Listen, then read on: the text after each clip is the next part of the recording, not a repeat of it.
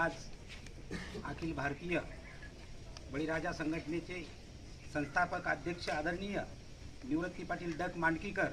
व या छत्रपती संभाजीनगरचे जिल्हाध्यक्ष आबासाहेब पाटील भोसले तसेच जिल्ह्याचे सचिव ज्ञानेश्वर काकडे पाटील, मी स्वतः मराठवाडा अध्यक्ष या नात्याने आज आपल्या कन्नड तालुक्याचे युवा तालुका अध्यक्ष बापू शांताराम गवळी यांचा आम्ही आज नियुक्तीपत्र देत आहोत व या जलसंधारणाच्या संदर्भात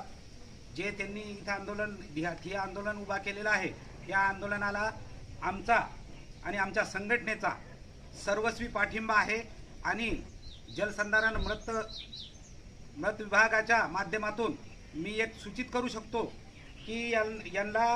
आज यांच्या उपोषणाला कुठेतरी स्थगिती देऊन यांना न्याय मिळावा व शेतकऱ्यांच्या न्याय हक्कासाठी आमची जी बळीराजा संघटना अहोरात्र डोळ्यात तेल घालून काम करत आहे। अन्यायाला वाचा फोडण्यासाठी या संदर्भात कन्नडमध्ये जे बी पाझर तलाव आज निस्तनाबूत करण्याच्या प्रयत्नामध्ये काही लोक आहेत। या लोकांच्या संदर्भामध्ये या डिपार्टमेंटनी